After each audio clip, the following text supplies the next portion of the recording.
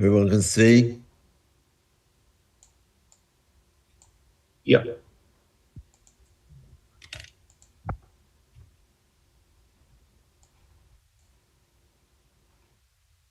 So the Bernini head.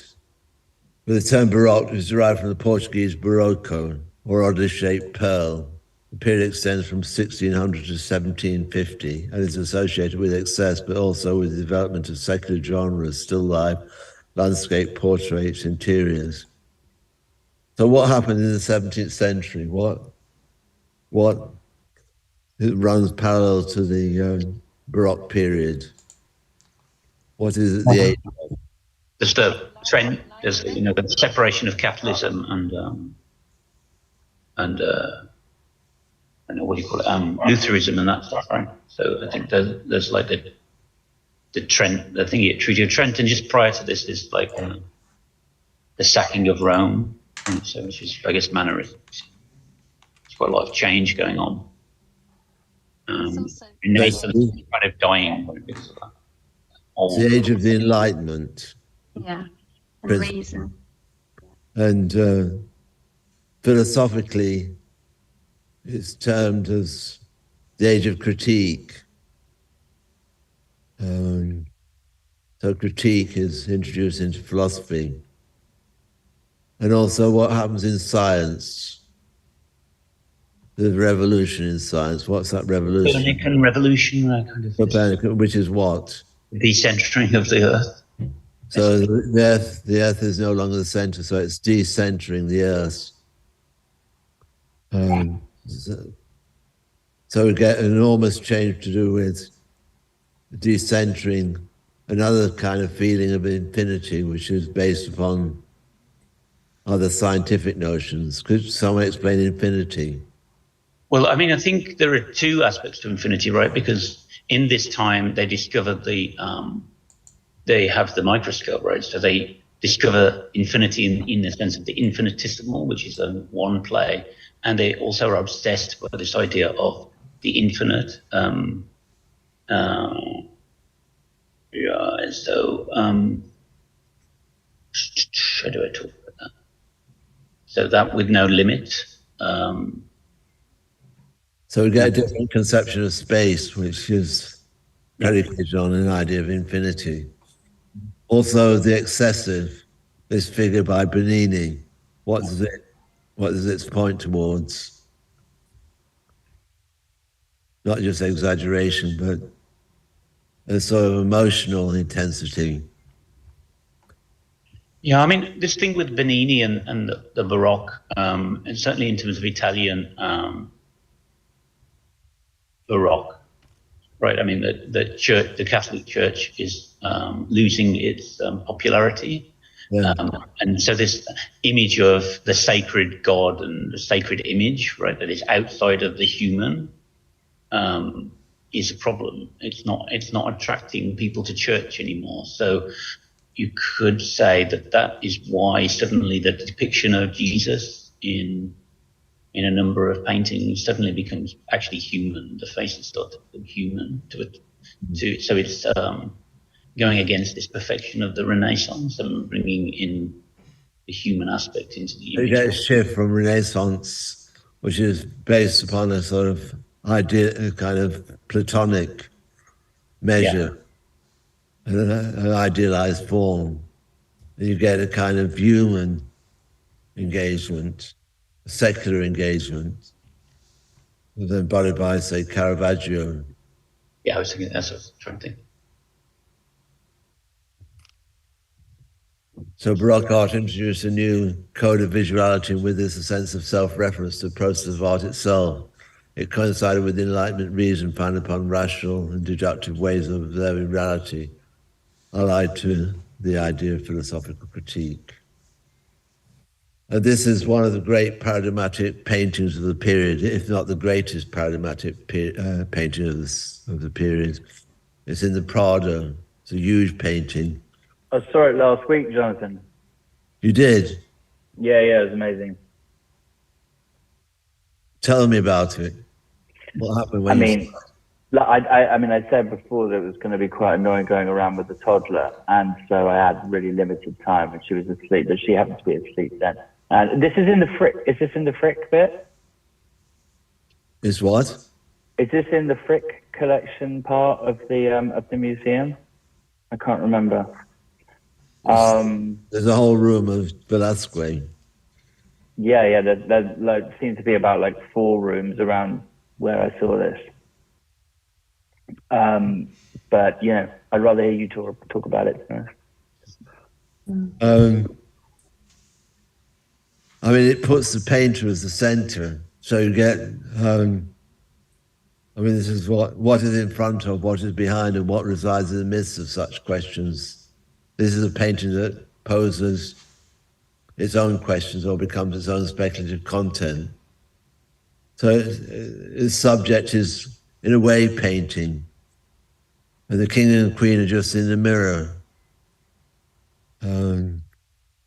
So it's all about a series of looks. So it sort of triangulates the look of the subject painter, Velasquez himself, looking at the subject, which is outside of the pictorial frame, but reflected in the mirror. So you get a sense of present and absent space, what's in and out of view, and a different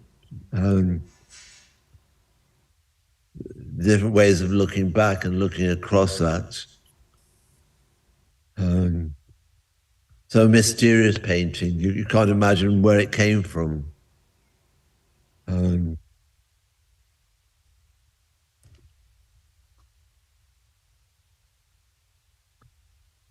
This is Rubens. And Rubens is one of the great painters of movement. So this is a painting of the death of Decius Mus. It captures a sense of dynamics of a battle scene centered upon the death of a Roman consul. Everything is movement, but the moment of death is frozen. So this kind of dynamics of, you get, in a way, one of the characteristics of Renaissance art is there's a kind of composition, a sort of stability based on geometry, and suddenly you get a sense of a movement image in Baroque painting, which contrasts with the Dutch Baroque. This is a geographer by Vermeer. A sense of, I wrote just a view through a window with a sense of passing by of time, but who knows how far this might extend. Within this brief interval of repose, new lines of this open as the other spaces are being composed. So a sense of lines being drawn in new ways, a new world of maps, a new exteriority, a new spatial set of relationships, both in terms of the sense of the world opening out, not just to trade, but also to colonization and to mysteries of what's unseen and what's unrecognized. So for me, there's an interiority, but an interiority which is almost pregnant with a world to be discovered.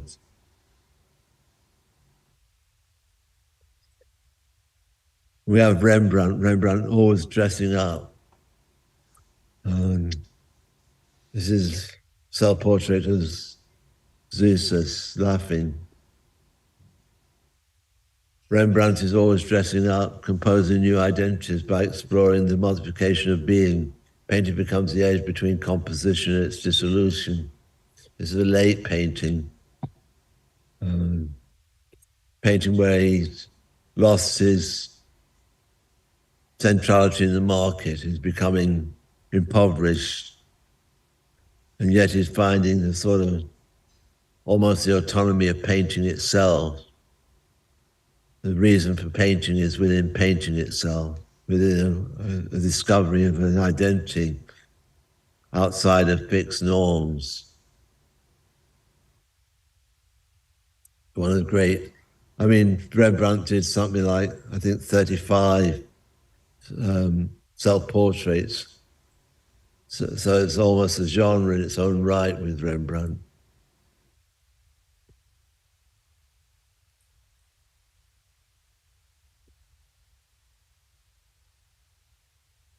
A portrait by Peter Paul Rubens, head of a Negro from 1620. So again, with drawing, or painting and drawing coming together, sort of dynamic, a sort of sense of both interiority and exteriority being drawn, a new psychological intensity.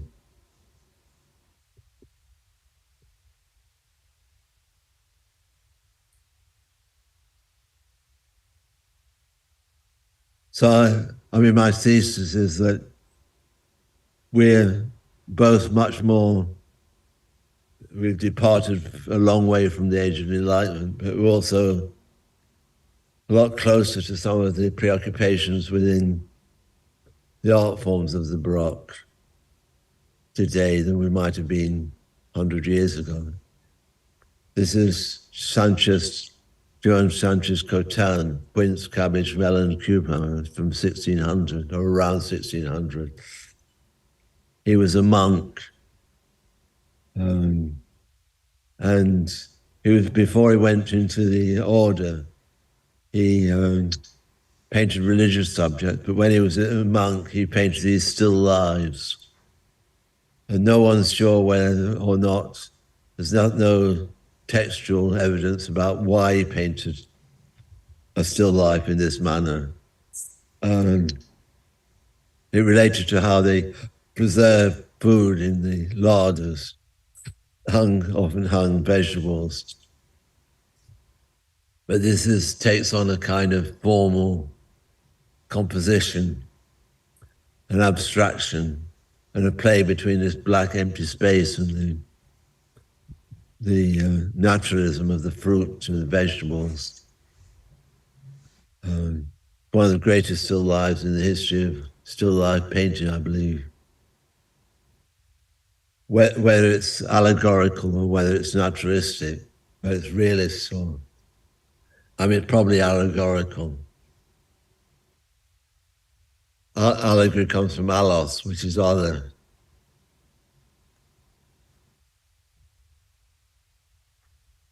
Each entity hangs or sits in its own light, which is equally distributed as a whole. The painting both attends to materiality of each entity, but also suggests a metaphysical or allegorical reading as well.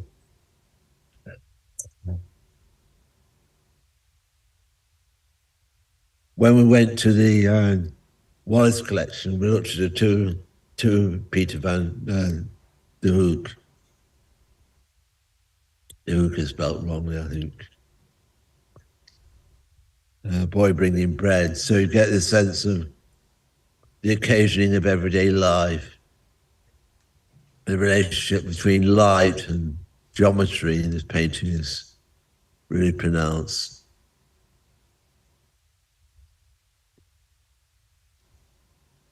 Does someone else read? Who would like to read? I can read this. In this view of an interior space, Peter de Hoek captures a passing moment of everyday life. Within this sense of momentary rest, there is a feeling that comes from the tension of the geometry of things in their setting.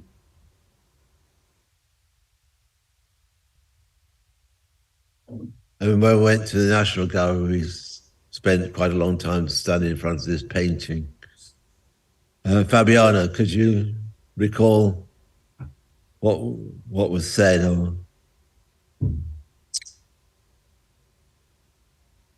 Or Sharon, you were there.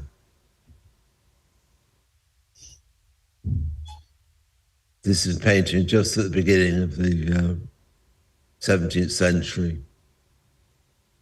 We were discussing sort of this, the way in which he just captured this dynamic moment, this extraordinary sort of sense of, you know, someone's about to jump out of his chair, someone's put his arms up, and this incredible foreshortening and this drama that's portrayed in this. So it could be the advent of this sense of the cinematic, polarized lighting, deep shadow, dramatic moment. What else about this painting is of note? Something else is happening. What is Caravaggio doing to subjects? Well, they're all normal people. Every day, it could have been people from the tavern he was drinking in. So there's a greater sense of everyday life. Again, the sense of the everyday comes into it. So it's a religious subject, but it's got a feeling of nowness to it. Yeah, it's capturing the moment. I mean, this is coming down from the heavens, right? This is in real life. This is coming down from the Renaissance high to the people, and this is for the people. It's trying to get them back to religion. Do you think religion, or like particularly the Catholic Church, is the big difference between the Dutch use of light and Caravaggio? I mean, you've got the colliding forces of the Protestant Reformation and the Catholic response. I mean, that is exactly what is discussed in a paper by who is the person who wrote that brilliant book about the last painting the painting showing about the one you said is the greatest. Foucault writes about. What's his name? He got that brilliant book about still life, and he also wrote a paper about exactly this question of the light in. Norman Bryson. Yeah, exactly. Yeah. Norman Bryson. And he's definitely, he's in an interview actually talking about this difference of light between the two Baroques, and they're coming from two different places, I think. Yeah, I mean it's a different light completely in the Dutch case.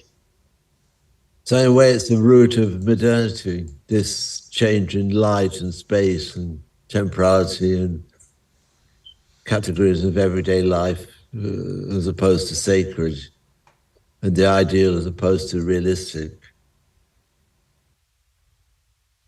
You don't, also in this painting, you don't get a sense of not necessarily a sort of inner geometry. It's not like Piero della Francesca, where you get almost this abstract employment of space or uccello. Is it also the case, I seem to remember that it was around about this time that they started to have canvases that were not part of the church. You see what I mean? They were not part of the substructure. You could take them away. I think it became a thing in itself, a painting, right? So I think Caravaggio introduced that. It was quite commercial. It does paintings for the church, but there's also a sense of paintings having a life of their own, being autonomous, and having a sense of discourse about painting. Yeah, I mean, I was really thinking it took on a certain commerciality which hadn't been there before, I think. Yeah. With Caravaggio, actually. So this relation, again, this movement image.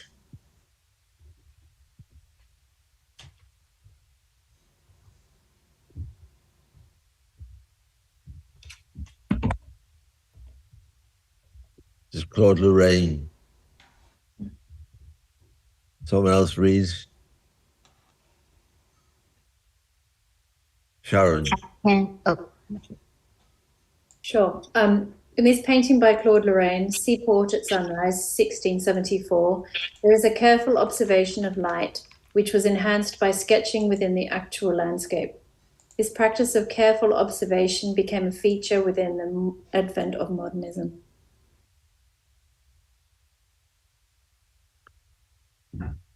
Again, we saw this painting in the National Gallery. So it's 18th century, but it could be still Baroque rather than. I mean, it doesn't belong to Rococo at all. It belongs to a sort of post-Caravaggio painting. But what's happening? They're suffocating the poor bird. Well, it's the moment if the pump works, it lives, and if it doesn't work, it dies. There's the uncertainty principle in experimentation. So you get this terrific sense of drama of the moment.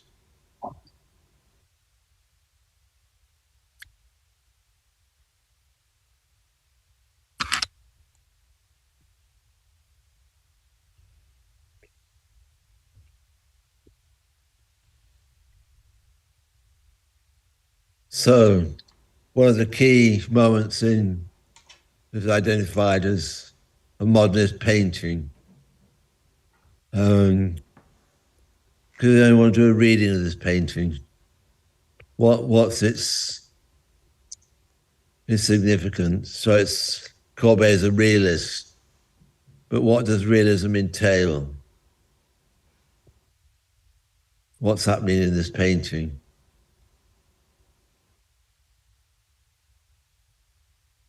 It's capturing the moment of the painter paint. So it's the moment the painter's painting. What's he got his back to? What isn't he painting? Painting a landscape, but he just happens to have a naked woman standing next to him while everybody else is wearing clothes. So the naked woman stands for the academy or the academic tradition. So he's ignoring her. What's seated around him?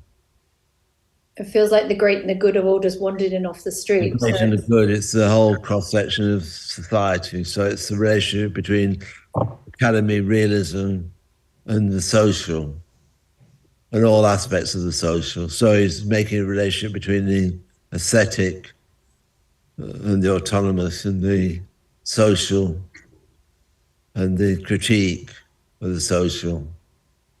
So a triangulation between studio, tradition, and modernity every day. So it's a kind of sense that realism is also a form of social realism, but it's also a critique of tradition.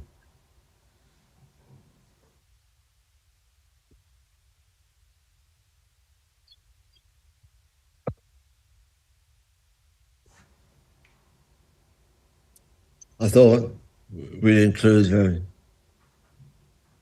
a fairly recent painting of the studio. Could someone do a reading of this? Philip Guston, Painting, Smoking, Eating from 1973. What are we looking at?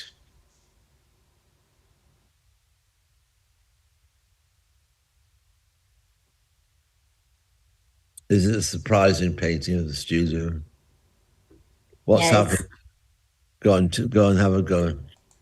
It's exaggerated figure of a person's doing something that is in daily life and very contemporary daily life. I think also it's Gustav, right? So what's his name? I can't remember his name. Those are shoes, right, on the side. Shoes, yeah. Yeah. So he did a lot of paintings of bodies lying down on that side, which references the deaths in the Nazi concentration camps. He's a Jew. I think that's the reference in the background. And so maybe this has something to do with the concentration camps as well. The actual scene in the bed. But there's cakes, there's sticky buns on the bed. Yeah. Who's got a cigarette? Maybe this is this artist painting the death camp. It feels really like a criticism to the consumerism.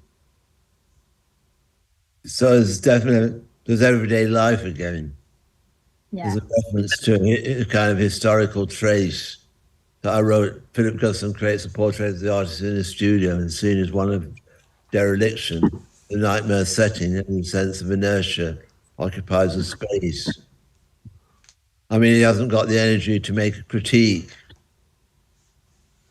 He's in a state of implosion. The cakes are waiting for him to. I mean, so in a sense, it's very contradictory, the different feeling which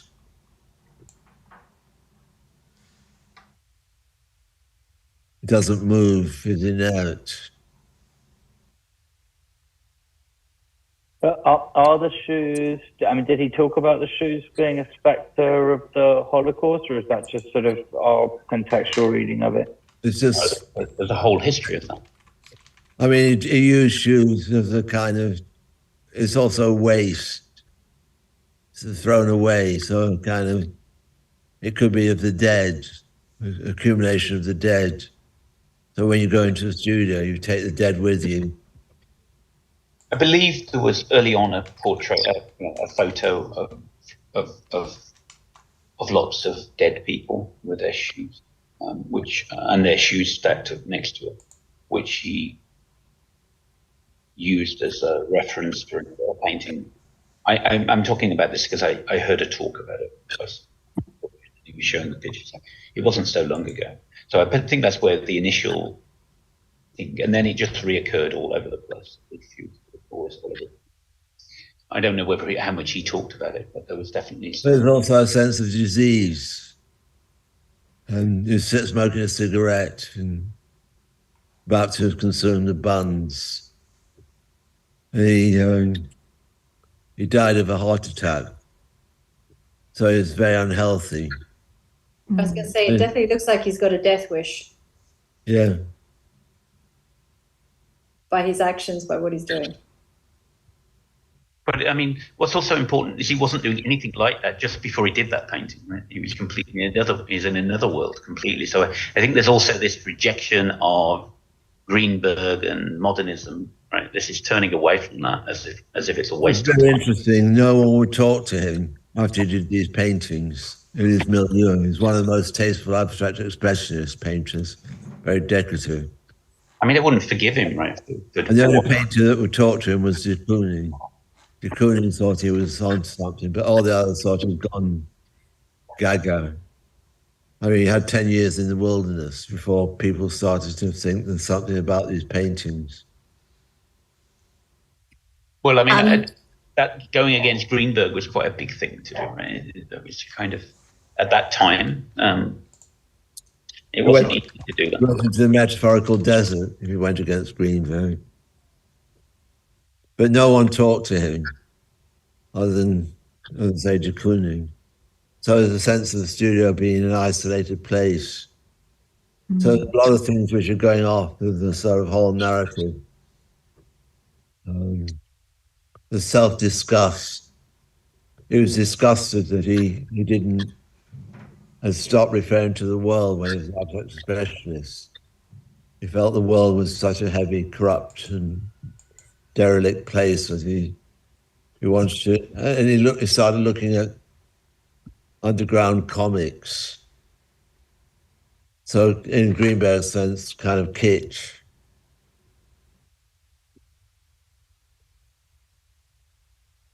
Or Randy. Someone talking about Morandi. It was interesting because in the war, he was doing these still life paintings. People thought, how could he have been so unconcerned about what was happening around him? You're just painting these vessels.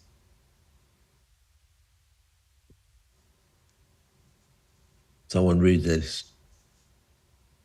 Giorgio Morandi seemed to paint the same vessels again and again, with each painting renewing itself upon the next as if in pursuit of the secret life contained with, sorry, there's a Each conjunction. Yeah.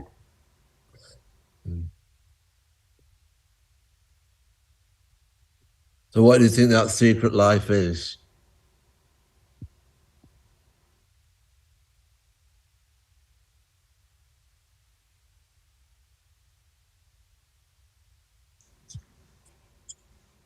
relationship between the different vessels, the shapes and the forms, the background and the subject and the background, the space.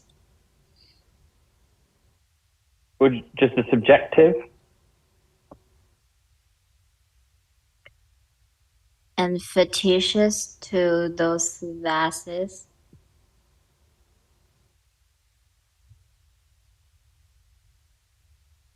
Do you think it relates to the Cotan painting? Sanchez Cotan.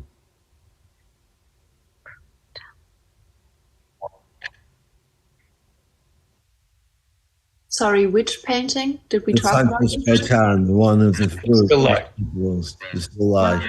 Okay.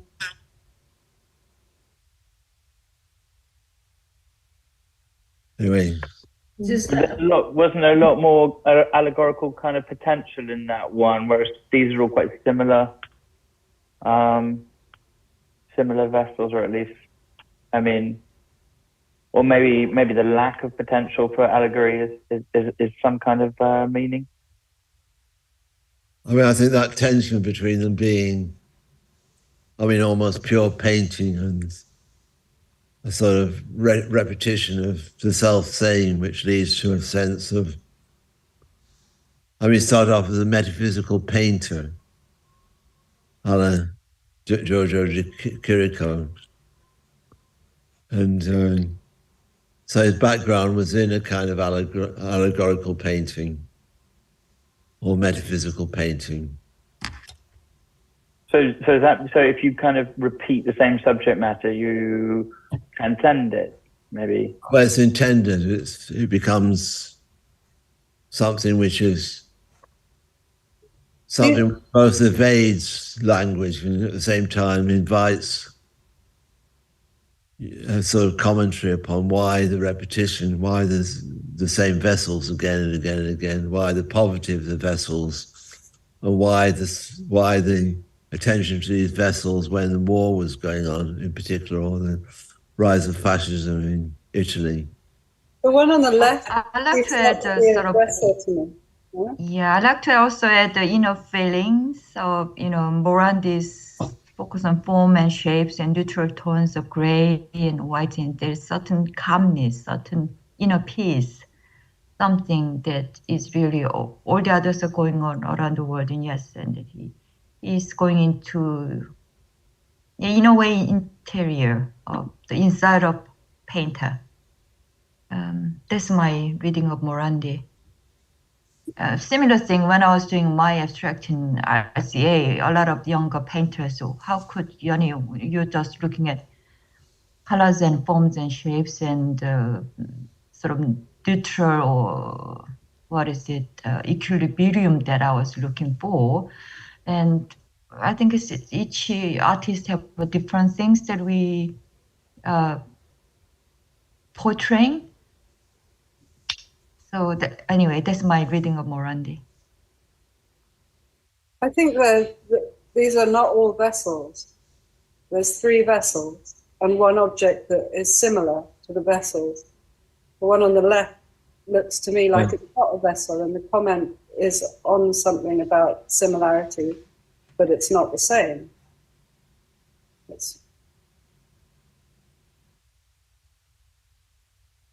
also, just technique-wise, his use of very limited palettes, and not just in the subject of color, but also in the subject matter itself and the numbers. I think because he's limited that so much, that our minds start wondering about deeper things, the meaning of things, and it's not polluted by sort of busyness of the canvas. Almost becomes ontological, the study of being. So it's rather than the nature of things, it's the nature of being of things. And also simplicity, I would like to add. But could it have a relationship to, the sort of presence and absence of the image, maybe? Yeah, that's why I say it's ontological. Something occurs, something appears, but there's also something missing. So a play between absence and presence and being there and spacing. Also the beauty of everyday objects. And yeah, it to me talks about authenticity and the beauty of simple things. Also, there are very little contrasts in the painting. Yeah.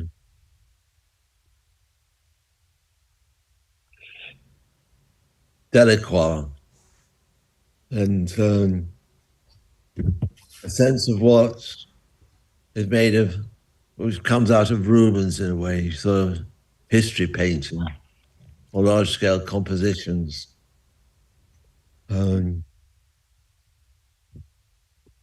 I think his use of colour was really influential when he died, and people actually saw it as a lot of the paintings they had not been made visible before. What I remember, and I definitely get that when I look and see his paintings. I mean, obviously they're history paintings. It's kind of the end of the history paintings, isn't it? Yeah. Could someone read this? A search to open out a new beginning, a breakthrough or a breakout, everything on the edge of time. This sense of acceleration of time is also the fragility of the order which wishes to fix time.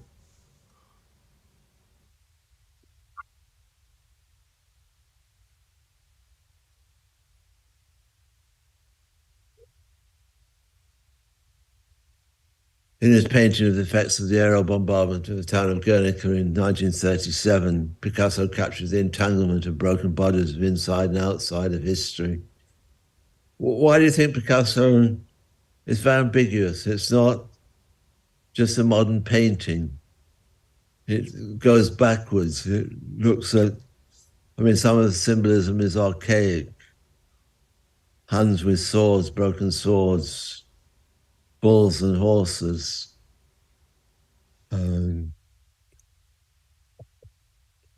Why do you think it looks like it looks? It's a very important painting. It toured the world, a part of the campaign about the civil war in Spain. But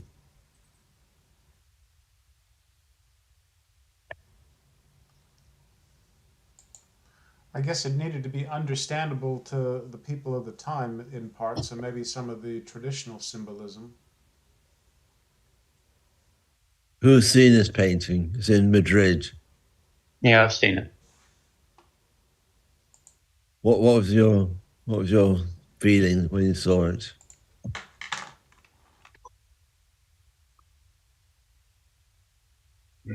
It's huge. It's so powerful. It just dominates the space.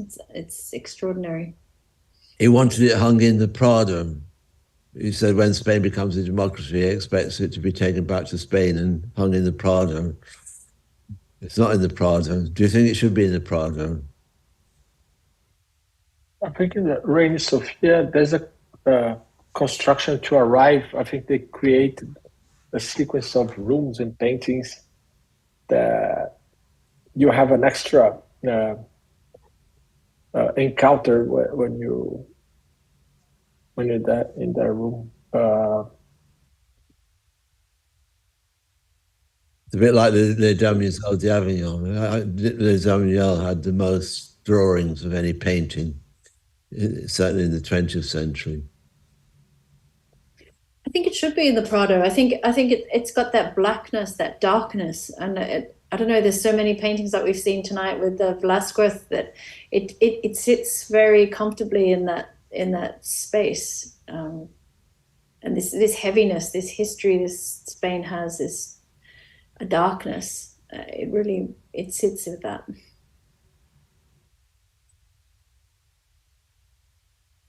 I mean, there's a certain nervousness in this painting about history painting and the academic tradition of history painting. It wants to overturn academic painting at the same time. I was thinking maybe he thought the language of the history of art, or the more contemporary history of art at the time, was too refined and collected to talk about something which was so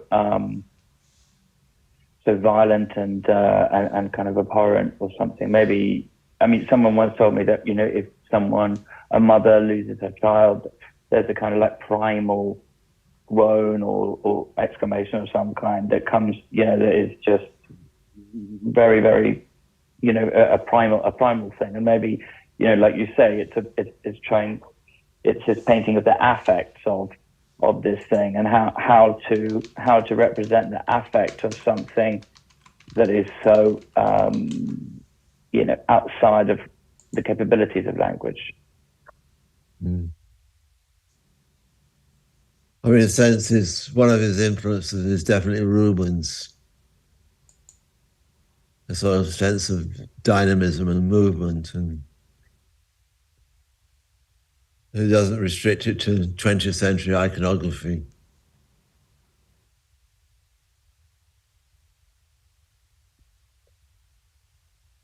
Someone read this. A savage interruption, a framing of disquiet as history folds back upon itself. This time, any time, savage time, time locked away in the image, like a gravestone of eternity.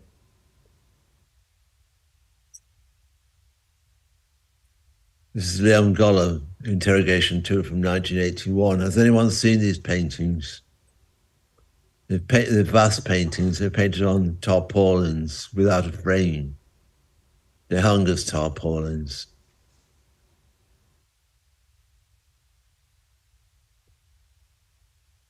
Could someone read this?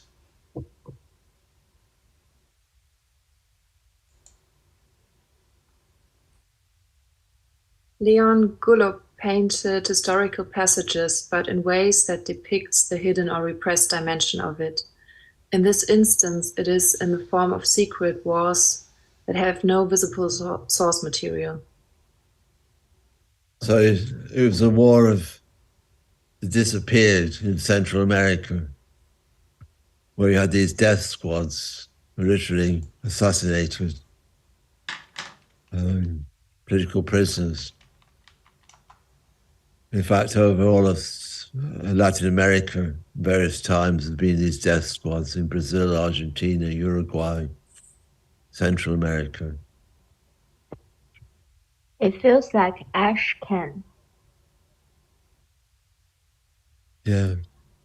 I mean, stylistically, he was a second generation abstract expressionist who was married to Nancy Spiro, the artist, and he painted thick and scraped off the paint. So it's got a scraped off feeling. It's got a very unusual texture,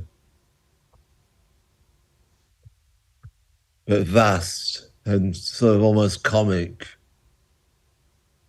So it had a kind of affinity with Guston in a way. A part of a generation of what was called bad painters. So is he US based, Jonathan? I don't know his Yeah, work. New York. So it was a sort of particularly 80s painter who went against the grain of the fashionable 80s in New York, the indulgent, decadent 80s. He painted paintings of the Vietnam War. He saw it as the age of the dog. A lot of paintings have dogs in them.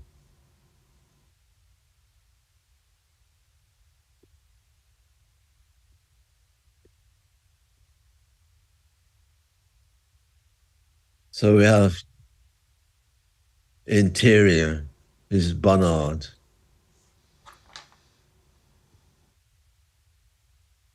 Someone read. Pierre Bonnard invites us into an interior world without center, Objects, patterns, subjects, and light all appear to cohere as flickers of paint that transforms the surface of the decentering of everything.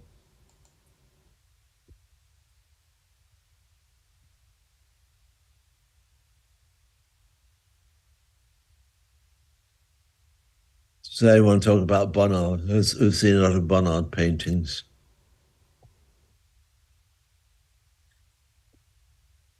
There was a show, I think, in the Tate 4 or 5 years ago that I've seen. Yeah, it's a wonderful show. Really revelatory, big show. What did you think of the show? Yeah, absolutely. I mean, I thought it was, just astonishing and beautiful, but I can't say anything. Did it have a big influence on your painting? Sorry? Did it have a big influence on you? Did you find it, I don't know, personal collection to your painting, or did you just admire it as another painter? Yeah, I think at that time I didn't see a relationship. Yeah, sadly. Now? Yeah, now maybe, yeah. Did anyone else see the Bonnard show in the Tate? I remember the show. Yeah.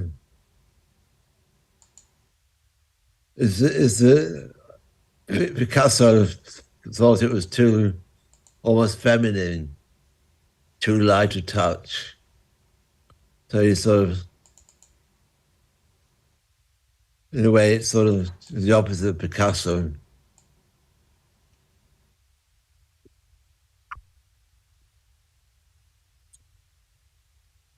This is a more recent painter, Caroline Walker, who was at the Royal College about 10 years ago, and has suddenly become a really big figure, certainly in terms of auction prices. Caroline Walker's paintings mainly focus on interiors in which women are at work or engaged with other pursuits. The influence of 17th century Dutch genre painting of interiors appears as the starting point for these depictions. I mean, you could also say that stylistically there's a bit of Manet there, a bit of Hotney.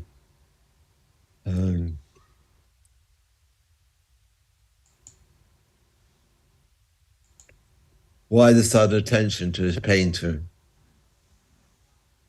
What do you think why has it gone from being a fairly modest painting career to suddenly being a kind of character or a painter that a lot of collectors seem to want?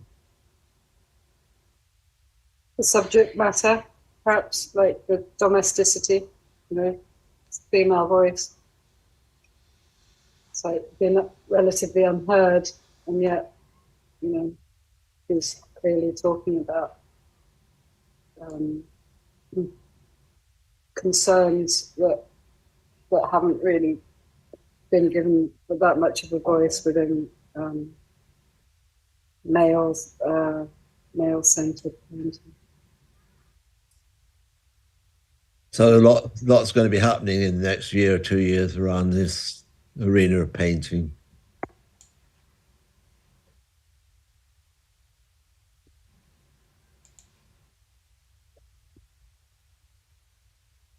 Man Ray. Someone read.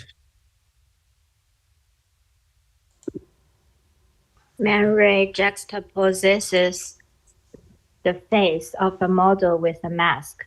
The contrast is of black and white, but the relationship is also a mystery of cultures that function as the repressed other.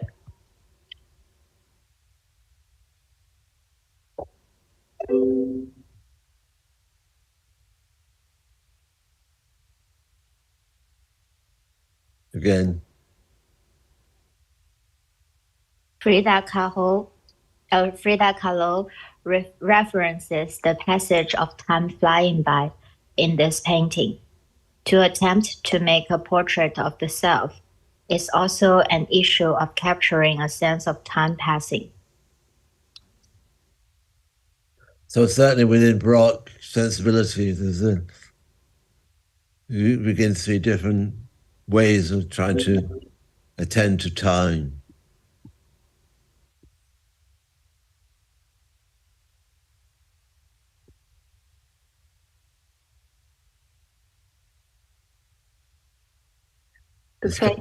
Go on, you read it. What is the question? You read. The face is a strange thing because it can show everything, but equally nothing much at all. The face appears as an inexhaustible source of this complex duality. And it's interesting with Bacon, his main influence on his work was cited at the last screen.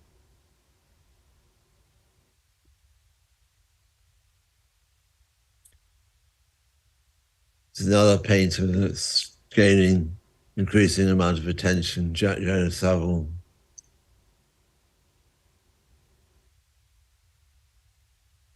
Jonas Saville's painting linked flesh and paint, both through direct observation, but also indirect attention to the painterly tradition of Baroque painting. So definitely there's a lot of late Rembrandt and Rubens, certainly Rubens.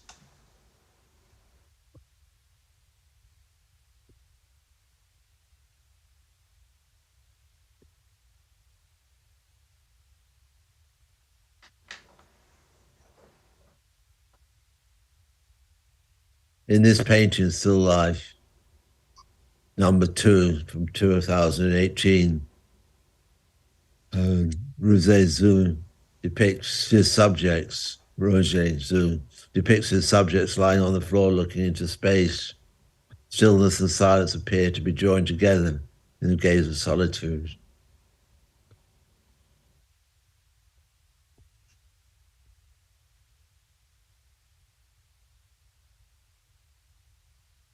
Francis Bacon, these were last shown in the Gagosian Gallery. They show 2 of his naked men sort of in almost wrestling or in sex together.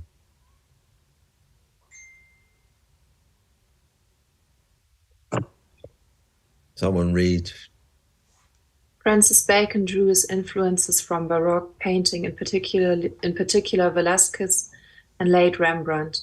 In his early work, Bacon appears to create images out of the substance of paint itself.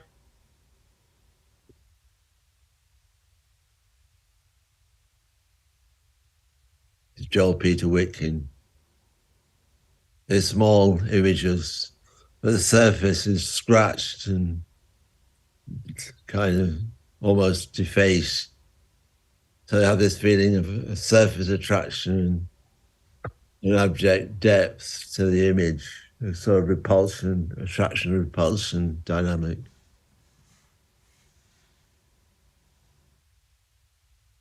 Someone read. In this photographic work, Joe Peter Wicking attempts not only to portray a kiss, but the crossover of the drives of Eros and Thanatos. As an image, it draws the viewer into a remote shadow world. So he did the photographing in Mexico, where he could get hold of a cadaver's head and split it in half and arrange it as a kiss. He wouldn't be able to do that in the United States. Illegal. It's deeply transgressive, both as an image and as a way of obtaining the image. This is Cecily Brown, Black Painting, number 1, 2002. I was seeing when we went to the Peter Dog show in the Courtauld. We saw a big mural by Cecily Brown, and she's doing a show at the Metropolitan Museum next year, which is one of the highest accolades in in the world to get a show in the Metropolitan is really quite something. Cecily Brown mixes the relationship she has discovered in the handling of paint in the art of Rubens, late Rembrandt, Bacon, and de Kooning.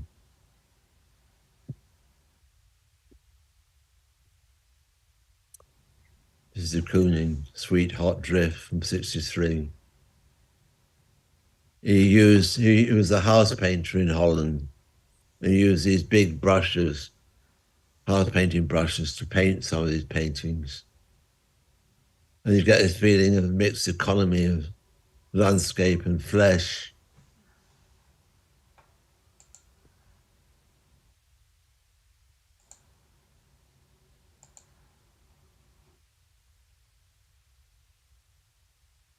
A new reader. Willem de Kooning stated that content is a glimpse of something, an encounter like a flash. It was through making huge brush marks that this glimpse of content emerges.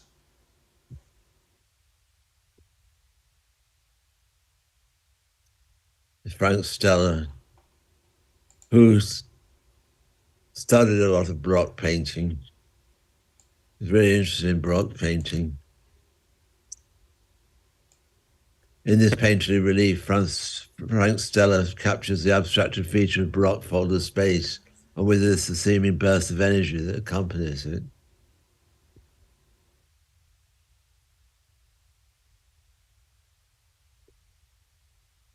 We went to visit the we went to the Hayward Gallery, and as if the Hayward Gallery was designed for paintings like this, big abstract color field paintings, which were in vogue, were seen as the highest achievements of painting in the 1960s.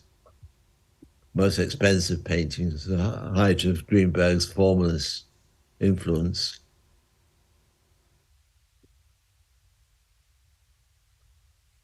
Formalist painting reduced everything to the materiality of paint soaking into the surface of the canvas.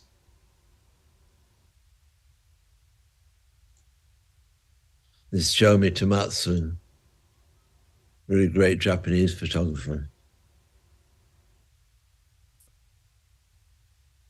Just a fragment that presents the meeting point of the organic and inorganic. Each of the objects exists in the same space, but within different temporal registers.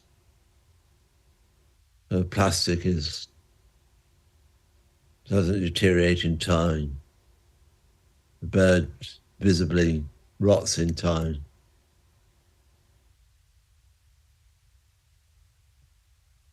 A painter called Jonathan Waterbridge.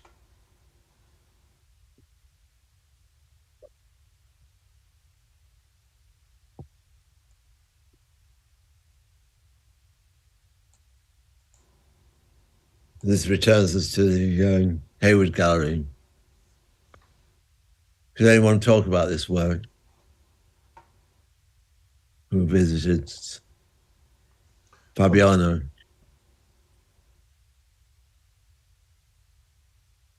Well, this is the Mike Nelson piece, and it has echoes of Smithson's Buried Woodshed.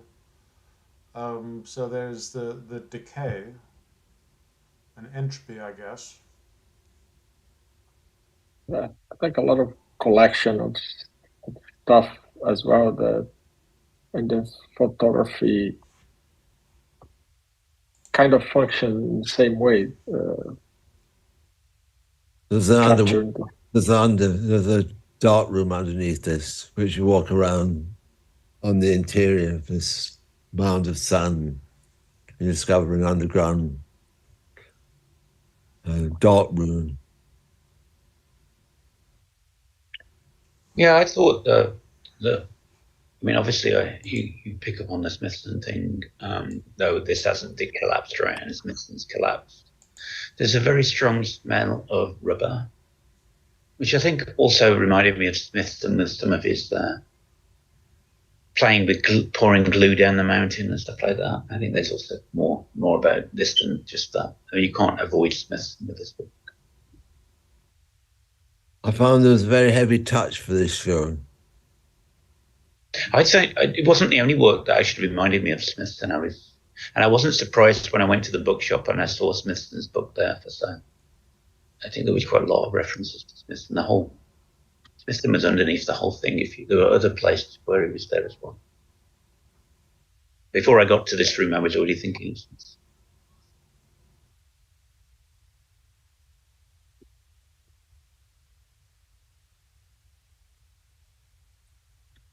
Someone read this. So this is what extinction might look like. A combination of desert and ruin with a secret archive buried below. Mike Nelson implies stages this out of the abject afterlife of things.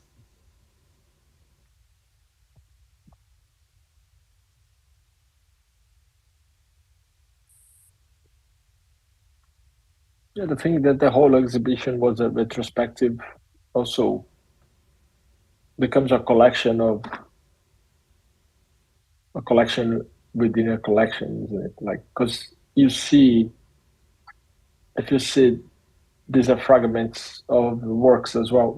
Maybe not this one, but the one with the machines. What we had at this exhibition at Hayward was like the leftovers from what was it, the Tate Britain a few years ago.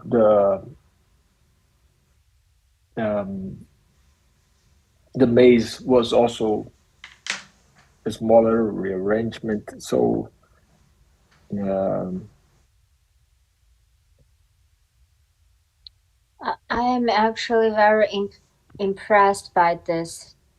Is that Mac Nelson is a British artist, but this really feels a lot like common sense with some Asian environment, and also a little bit like Vietnam War, and a little bit like those countries that is famous for their manufacturing background of the culture.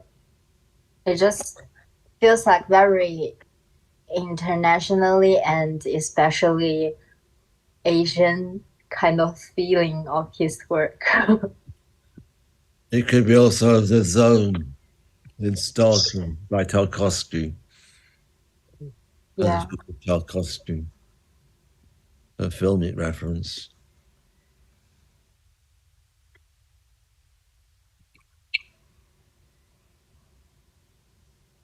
Who's going to read?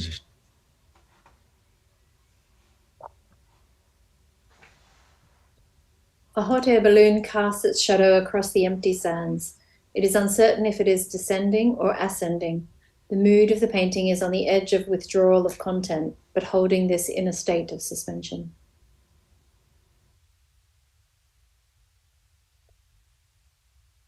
Go on, continue.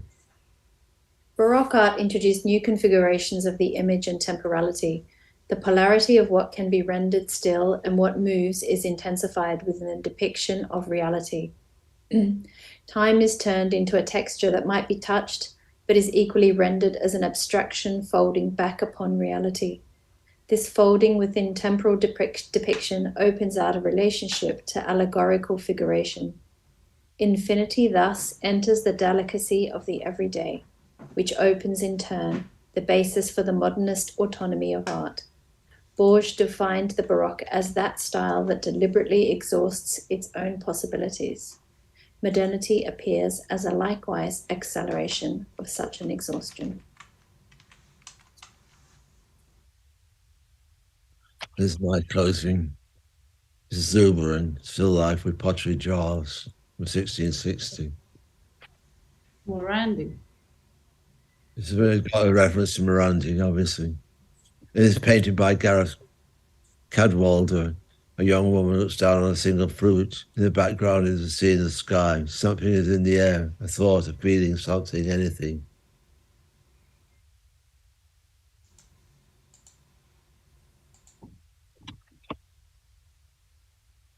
It's the last one. Someone read. The sense of lateness appears to enter all things: history, nature, politics, and art. The Enlightenment dream, based upon anticipations of knowability, now seems mere conceit. And yet Baroque aesthetic engagement still offers fascination within a culture of endings.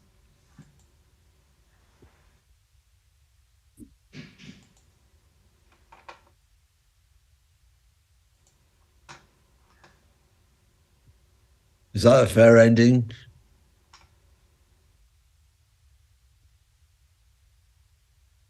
Beautiful. Thank you very much. Really enjoyed it.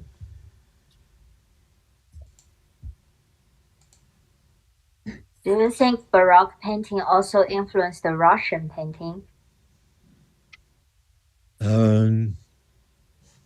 Not necessarily in particular. I mean, I've not really thought about it.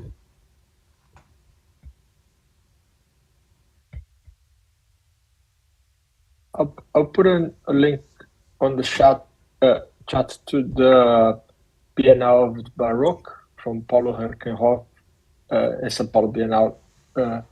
Is the 24th Biennale.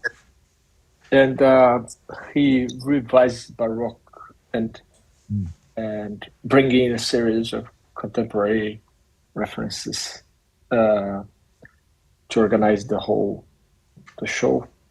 I think it was an important show at the time. Why do you think this turn towards Baroque painting and feminist painting?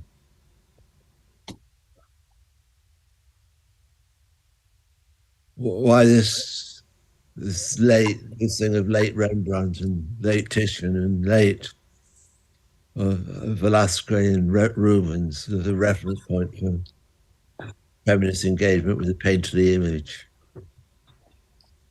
So I'm obviously referring to figures like Jenny Savile, and Cecily Brown, and Caroline Walker.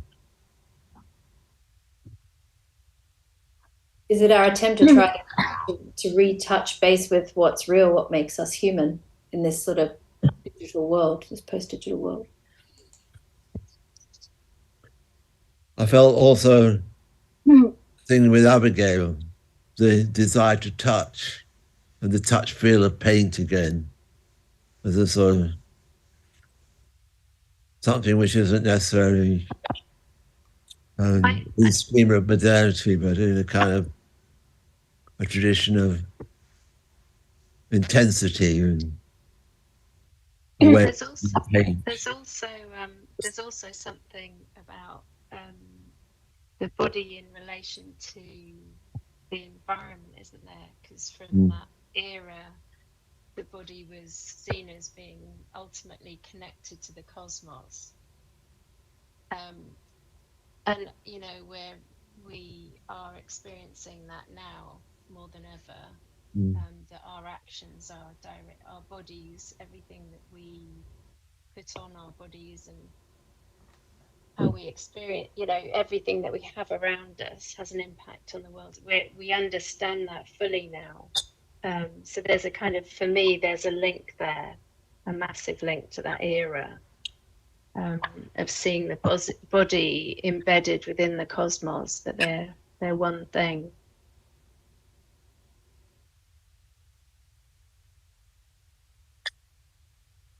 Isn't there quite a big difference between Caroline Walker making her paintings about 5 years ago, however long ago it was, and Jenny Savile in 2002? It was quite a different moment then. A similar relationship to painterliness and a similar relationship to flesh and human depiction and a kind of sense of the labor of flesh, not just the appearance of flesh.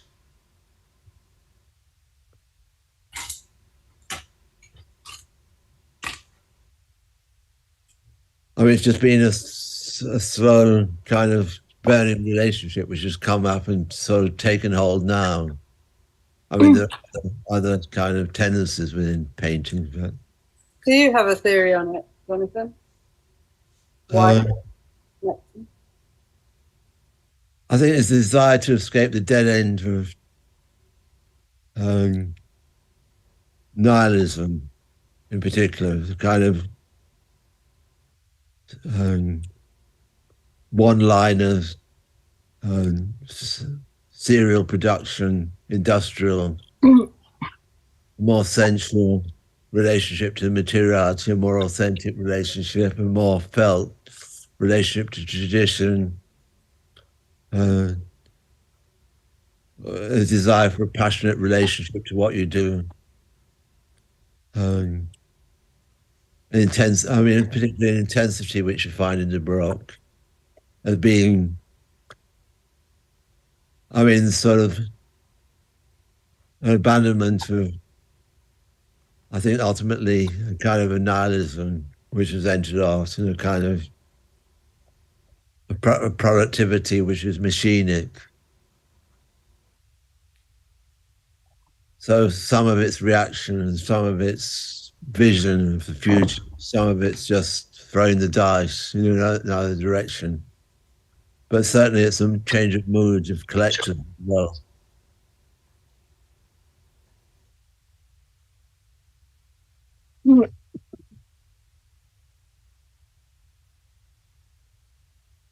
I think I can see why only de Kooning talk with Philip Gaston.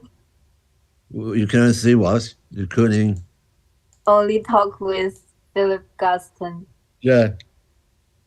I mean, that's an interesting bridge, really, between de Kooning and yeah, I think maybe it's because their way of painting is very different from others.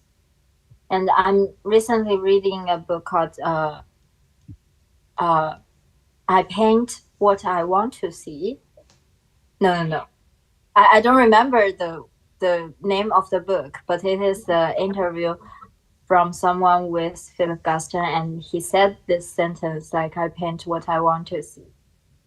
And during his process of painting is very similar with how de Kooning is more like about the feeling.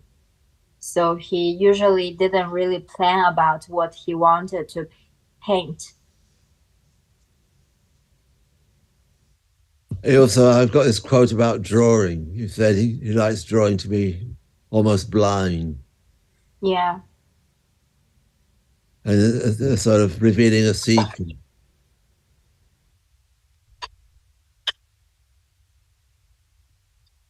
So it's also a loss of control.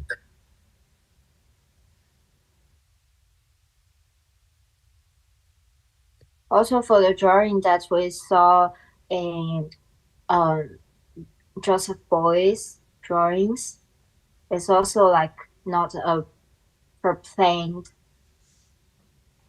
thing. I mean, that's drawing as drawing as thinking as well. It's it gets you close to the nervous system. That's why I think a lot of this relationship to this contemporary painting is it's not cerebral. It's not purely sensory. It's also close to the nervous system.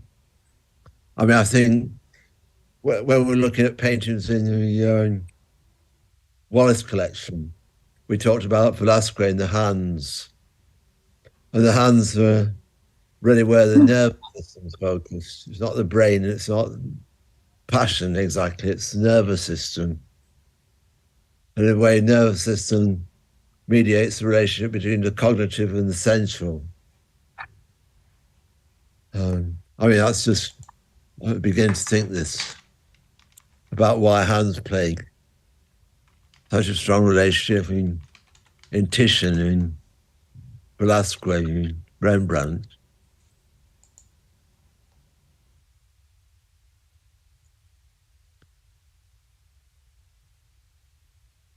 What else did you think about the Prado?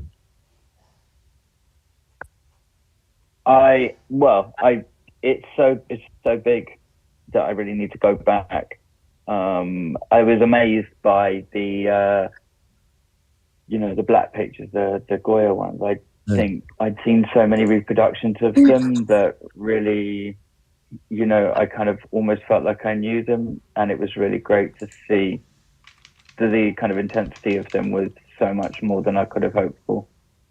And I think also Velasquez, like when you see that much of it, it's so much more than what you could have imagined from reproduction as well. I know that's not a very interesting thing to say. It's definitely something that needs to be revisited a few times. I mean, I only managed to have about an hour and a half, and it's just so big. Oh, but also we found a trick that basically my friend said is that there's always a massive queue around the front, and if you go around the back, there's no queue at all. You can just go straight in. So yeah, I just need to go back without my daughter, basically, so I can. It's one of the great passionate collections. Museum is the most passionate collection of paintings I've ever seen in my life.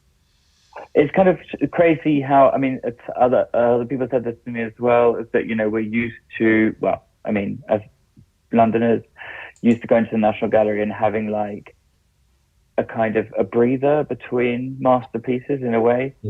And there you just go kind of like Titian, Rubens, Velasquez, Goya, like all just non-stop.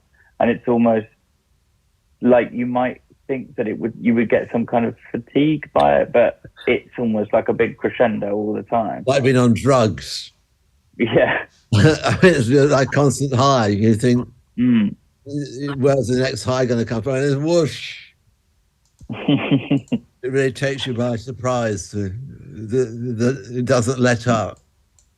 I thought there's some amazing, I know this is probably quite a boring thing to say, but these like hard stone inlay, kind of like hard stone marquetry tables and stuff that were in this big central corridor. I don't know why. I think next to all of this Baroque painting, I don't know, it just seemed really, really amazing to look at.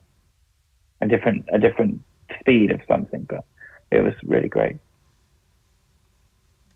I'm interested that you thought that was less interesting because it's like an object of, is it because it's a useful thing? Is it the use that made it seem like it was mundane to you?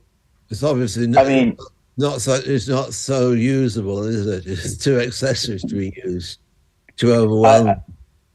I don't know. I mean, I think I probably have a slightly different view on it just because I used to work as a lapidary kind of like apprentice for about 3 years. So I had to do quite a lot of conservation on those things. So I find them quite tedious, and in a way, I was surprised that I didn't.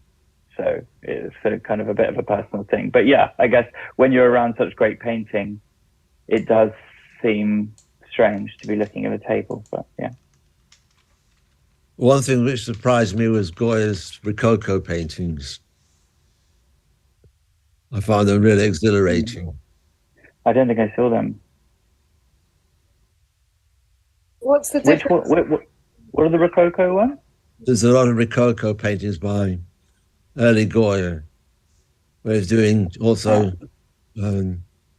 things for textiles, for weavings, cartoons. It really, it's like it goes from Rococo to black paintings. It's kind of like such a weird to be part of one painter's life. It describes such a change in the condition of Spain from the Rococo period, in which there's light and there's joy. These black paintings, which are just the darkest passage of painting in the history of art, practically. But the fact that you did Rococo painting and then did court paintings and then did. And also what's extraordinary about Goya is at times is bordering. We're doing portraits, he hides hands. He can't be bothered with hands. It's almost lazy. Really, it's sort of boredom with routine, it's boredom with the court and with the characters of the court. He often, get the feeling he's just taking the piss out of the process. I didn't think. Also, I was kind of surprised by how gestural the black paintings were. I didn't realize that it would kind of almost look like a bacon up close in some places. Yeah. And his drawings are very calligraphic, very fast and calligraphic. So his late paintings also correspond to his drawing style. We've reached 8 o'clock. Any other thoughts? Any other? I've just got a question as you disappear into the darkness, Jonathan. You talked about, is it Norman Bryson in relation to light? And the I didn't bring it up, but I thought it was Bryson who was. I think I brought it up, but yeah. He's got a fabulous book on still life. Got one of the best essays on Spanish still life painting I've read. Very complex. Who else to read regarding sort of light and the way that light was used and how it changed? It's such a vast history. I don't know any book on explicitly on the subject. There was what's his name? There was an essay, a sort of book, in which one critic interviewed Bryson and a couple of other people. They were discussing the Baroque and light. I can't quite remember the name of the person. He's quite famous, though. Maybe it comes back to me. I think I have the book somewhere on my PC. Yeah. Don't remember his name though. Bryson's really worth reading. It's out of fashion now, but The book is brilliant. He really made a small revolution in the way art history was written. He was one of the first to really seize on the implications of psychoanalysis and semiotics on looking at paintings and vision and painting. His book on still life painting, looking at the overlooked. He's very good on the ancient regime. He's very good on French painting of the 17th and 18th century. Great, thanks. It's not, I mean, it's brilliant scholar, but it's not academic. I know what I was thinking of. There's something by Hals Foster, is it? It's called Vision and Visuality. Yeah. In that, I think he's discussing Baroque light and discussing the difference between Italian and Dutch Baroque, and he's interviewing and talking to that Bryson about that, and I think Mikabal maybe. Mikabal, there's a brilliant essay by Bryson on Zen painting, Sesshu, Japanese Zen painting. So I think you can download the Hal Foster thing off the net somewhere. It's got access. There's a copy in the library as well. Great, thanks. It's very readable because they each respond to each other. There's something of a model of a book. Really interesting formats. In fact, Mikabal wrote a lot of interesting papers about the Baroque as well. She's very interesting. A lot on the Dutch. Yeah. She's kind of an expert on that. Yeah. Any other thoughts? You just stimulated me wanting to go to Madrid again. Let's do our next gallery visit there. Yeah, that would be great. That would be great. Organize it sometime in June, July, please.